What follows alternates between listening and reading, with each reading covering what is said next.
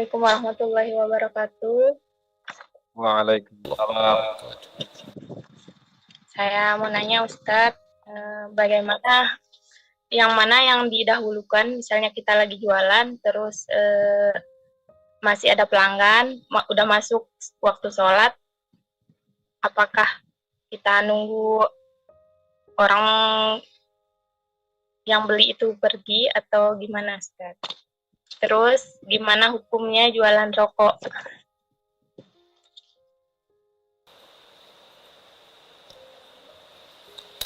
Itulah pentingnya berislam secara jamaah, bukan secara personal. Jadi kalau ada orang mengatakan Islam ini adalah agama personal antara kita dengan Tuhan, tidak ada intervensi negara. Jadi di Saudi Arabia, kalau sudah azan berkumandang, semua toko tutup. Kenapa? Karena ada aturan bahwa sholat berjamaah. Kita yang mau beli pun takut, yang jual pun takut. Sudah sama-sama tahu, sama-sama takut, sama-sama ngerti, tutup ke masjid. Yang jadi masalah, yang jual takut, yang beli nggak tahu. Nah, kan ini jadi masalah. Pak, mohon maaf ya, azan udah berkumandang, kita tutup ya. Allah, macam mau masuk surga aja. Pembeli kan raja. Itu jadi konflik jadinya. Nah, inilah pentingnya sama-sama ngaji, sama-sama ngerti, sama-sama paham. Itu makanya dalam satu kampung, khutbahnya satu. Masjid yang boleh menyampaikan khutbah satu masjid, masjid jami. Ketika khotib menyampaikan, wahai seluruh jamaah, ketika azan berkumandang, maka tutuplah toko kamu. Maka segeralah sholat berjamaah. Kalau kita mau seragam. Jadi, balik ke inti masalah. Apakah orang yang menjual barang, ini bukan sholat Jumat ya. Kalau sholat Jumat tak ada tawar-menawar. Idza nudiya lis-sholati min yaumil jumu'ati fas'au ila dzikrillah wa dzarul bai'. Ini sholat zuhur, asar, maghrib, isya. Bukan masalah sah tak sah, tapi masalah afdal tak afdal. Yang afdalnya kita sholat berjamaah ke masjid. Ini balik lagi kepada hukum sholat berjamaah. Kenapa di Saudi Arabia itu wajib toko tutup? Karena Saudi Arabia memakai mazhab Hambali. Mazhab Hambali wajib sholat berjamaah ke masjid. Sedangkan mazhab Syafi'i fardu kifayah. Itu udah azan, toko kau kok buka. Ya, asal udah ada orang sholat di situ, udah selesailah fardu kifayah. Jadi banyak sekali pendapat dalam fikih ini. Kalau mazhab Maliki, sholat berjamaah ke masjid itu sunat muakkad. Jadi kalau berpegang kepada mazhab Hambali, tutup semua toko, sholat berjamaah, habis sholat. Di beberapa toko di Pekanbaru, saya melihat kalau 10-15 menit mau azan ditutupnya. Ada tuh beberapa toko tutupnya. Sholat dia ke masjid. Nah, nanti sudah dibukanya lagi. Jadi caranya itu jangan pas azan itu betul. Kan bisa kita agak-agak beberapa menit. Nah, nampak udah agak sepi, tutup. Kalau kita mau menjalankan itu. Ini tentang masalah berjualan. Yang kedua, masalah berjualan rokok. Kalau ikut fatwa rokok itu makruh, berarti berjual rokok sama macam jual jengkol, jual petai, makruh. Tapi kalau ikut fatwa rokok itu haram, maka menjual rokok sama macam jual babi. Nah, babi haram. Nah, jadi tergantung antum ikut fatwa yang mana. Karena pilihan. Saya kalau dalam satu masalah itu cuma satu pendapat, saya sampaikan satu. Tapi kalau dua, saya sampaikan dua. Tentang masalah rokok ini dua pendapat. Syekh Atiyah Syekh Ali Jum'ah Mufti Mesir. Syekh Nasir Farid Wasil Mufti Mesir. Mengatakan rokok haram. Berarti menjual rokok ya haram. Karena menjual yang haram, haram. Tapi Majelis Ulama Indonesia Haram bagi ibu hamil, ibu menyusui, orang yang sakit keras. Kalau orang sehat, kata dia makruh. Jadi kalau ditanya, kenapa kau jual rokok? Ya menurut aku, rokok ini makruh. Berarti jual rokok sama macam jual kerupuk jengkol.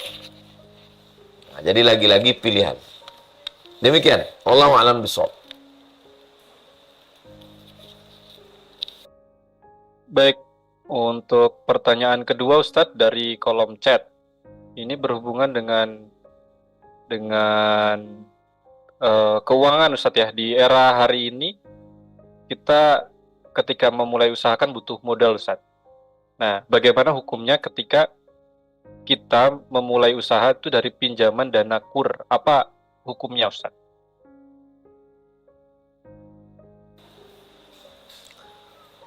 Wa anfiqu, keluarkanlah zakat, berinfaklah, bersedekahlah, min thayyibat, dari yang baik-baik, yang bersih-bersih, yang suci-suci. Innallaha thayyibun, Allah maha suci. La yaqbalu illa thayyiban, Allah tidak menerima kecuali yang suci saja. La tazulu qadama 'abdin yaumal qiyamah, kaki manusia ini akan tetap tegak berdiri nanti pada hari kiamat. Hatta yus'al, sampai dia disoal. An umrihi fima afna, umurnya kemana dihabiskan. An malihi, hartanya. Min ainak tasabahu, dapatnya dari mana. Wa fima anfaqahu, dipakai kemana. Ya, jadi naha Rasulullah SAW an thamanil kalbi, Nabi melarang hasil jual anjing. Wa mahril baghi, duit prostitusi, maaf. Wa hulwanil kahin, duit dukun. Riba, nah, ini semua tidak dibenarkan. Maka hasil dari yang haram, ya haram. Babi, anak babi ya babi. Tak mungkin anak babi kambing. Wallahu a'lam bishawab. Baik, pertanyaan berikutnya kami persilakan kepada Bapak Tri Wahyu. Silakan Bapak disampaikan pertanyaannya. Assalamualaikum warahmatullahi wabarakatuh. Waalaikumsalam. Alhamdulillah, terima kasih Pak Ustadz. Semoga Pak Ustadz selalu dilindungi Allah dan kami juga bisa mengikuti syafaat dari ilmu yang Pak Ustadz sedekahkan. Ini pertanyaan saya ada dua nih Pak Ustadz. Mohon agak bingung sedikit dalam permasalahan keseharian. Seringkali kadang ketika kita ziarah ke kubur nih Pak Ustadz, misalnya ada balak masalah ya. Kemudian terkadang itu ada orang-orang itu mengaitkan dengan mungkin almarhum mungkin yang sudah dikuburkan, apa misalnya kita mengendarai kendaraan dia, apa kita dapat musibah bala tertumbur, mungkin katanya dibilang belum ziarah dulu apa gimana. Nah, itu bagaimana kita menyikapinya Pak Ustadz? Apakah memang itu semacam kayak apa istilahnya itu keseharian itu seperti memang sering seperti itu saya dengar. Kemudian yang kedua, apakah ruh yang sudah meninggal nih, arwah yang sudah meninggal nih Pak Ustadz, itu mereka bisa merasakan apa seperti pikirannya ketika dia ada di dunia, artinya dia bisa melihat atau dia memperhatikan atau masa memiliki perasaan itu Pak Ustadz. Nah, itu yang menjadi sedikit pertanyaan saya ini Pak Ustadz.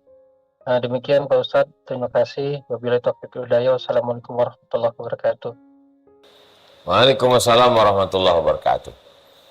Ini rezeki seret karena belum ziarah ke makam almarhum. Ini sering kecelakaan, ban kempes, helm hilang, sendal hilang. Ini karena sudah lama tidak ziarah ke makam almarhum. Yang ngomong itu mungkin niatnya baik. Nah, itu. Mungkin niat dia baik supaya orang ini ziarah ke makam bapak ibunya. Tapi tidak semua niat baik menjadi benar. Tidak semua niat baik jadi benar. Saya kalau nyuruh orang ziarah, ya ziarah aja. Kamu ziarah ke makam orang tua, sedekah atas nama orang tua, dalilnya hadis Sa'ad buat sumur, pahalanya mengalir amal jariah. Jadi jangan dikait-kaitkan ke sana kemari. Ini harta warisannya harus cepat dibagi Bapak Ibu. Kalau enggak nanti ruhnya di sana enggak tenang. Enggak ada hubungan. Udah putus hubungan dia. Jadi sebagai ustadz, coba jelaskan dengan baik. Orang hidup anak-anaknya mesti membagi harta warisan. Titik, selesai. Adapun orang yang sudah meninggal dunia, maka harta warisan itu sedetik setelah meninggal itu bukan punya dia lagi. Ada seorang ulama menjenguk orang sakit. Waktu orang sakit itu hidup, lilinnya nyala. Begitu meninggal, sakratul maut, langsung ulama yang menjenguk ini menghembus lilin itu. Dihembusnya lilin. Jamaah yang ada kaget. Loh, kok lilinnya dipadamkan, Kiai? Kata Kiai, kata ulama, tadi waktu dia hidup, lilin itu punya dia. Begitu dia meninggal, lilin ini punya ahli waris. Ahli waris belum tentu izin lilinnya kita pakai. Mereka kan belum bagi warisan. Jadi orang tua itu karena azab, karena tidak mengajar anaknya ilmu agama. Bisa kena azab. Karena anaknya tidak disekolahkan agama. Dosa karena tidak mendidik, karena tidak amanah. Nah, orang tuanya sudah menyekolahkan anak sekolah agama, udah dibawa pengajian, udah dibawa arisan. Anaknya yang bandel tidak bagi harta warisan, ya orang tua udah lepas. Nggak ada urusan sama dia, anaknya ini yang kurang ajar. Cuman karena ustadz ini mau memberikan pressure, tekanan, kalian mesti bagi nih, ini ruhnya nggak tenang nih di sana nih. Jadi, tidak semua niat baik menjadi kebenaran atau pembenaran. Nah, inilah pentingnya ngaji. Jadi kalau orang ngaji, orang akan nanya, dalilnya. Saya ziarah. Tiap malam Jumat saya baca Al-Kahfi, baca Yasin, saya hadiahkan pahalanya untuk almarhumah, almarhum. Kemudian ruh. Ruh itu keluar dari jasad.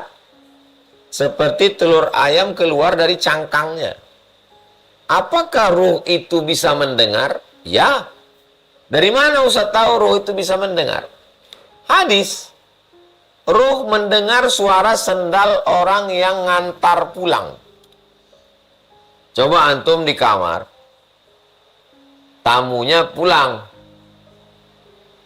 Assalamualaikum, waalaikumsalam. Permisi ya Pak. Ya, assalamualaikum, salam.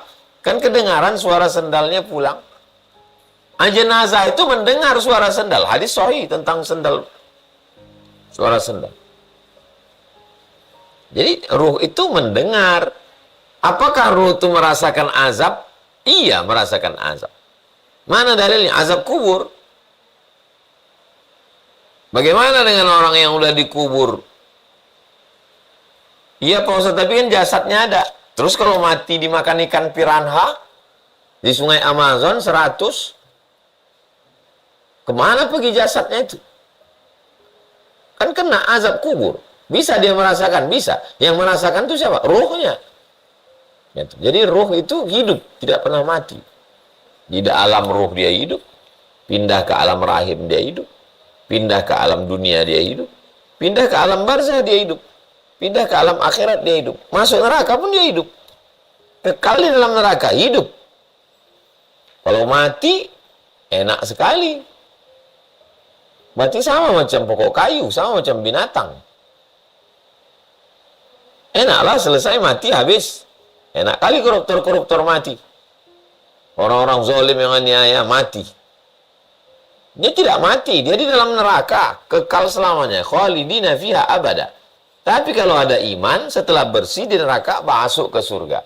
Masuk ke dalam surga, kekal dalam surga.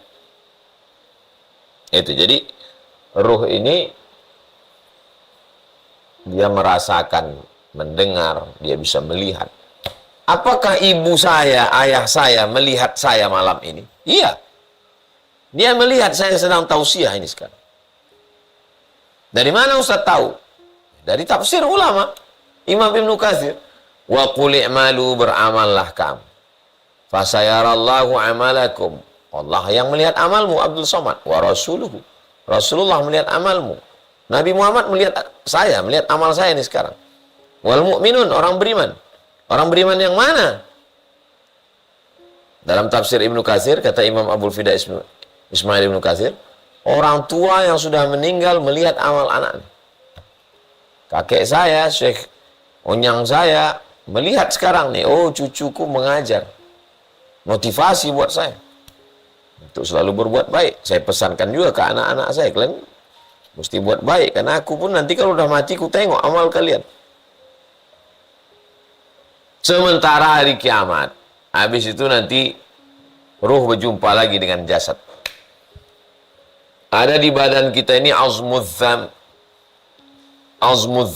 tulang ekor yang tak hancur. Nama amruhu idza arada syai'an yaqulu lahu kun fayakun. Lalu kemudian kun fayakun, kita pun akan hidup lagi menghadap Allah Subhanahu wa taala. Jadi begitu tentang ruh dan jasad. Wallahu a'lam bishawab. Baik, terima kasih Ustadz atas jawabannya. Kami langsung bacakan pertanyaan berikutnya dari kolom chat ya, dari kolom chat ini dari Bu Titin Amalia. Konteksnya adalah kita tahu bahwa perempuan itu punya kewajiban untuk tinggal di rumah, Ustadz, untuk berada di rumah. Tapi kondisinya ketika dia di rumah dan tidak bekerja, maka kebutuhannya tidak terpenuhi kalau si perempuan tidak bekerja. Nah, fikih prioritas ini memandangnya seperti apa, Ustadz? Memilih untuk di rumah, kebutuhannya tidak terpenuhi, atau tetap bekerja? Perempuan bekerja ini mau mencari makan atau mau mencari lebih? Kalau cari makan, makan pokok. Kalau mau cari lebih, apa yang mau dicari perempuan di luar itu? Gaji suami udah cukup. Kalau mau mencari lebih, adakah yang lebih daripada punya anak soleh?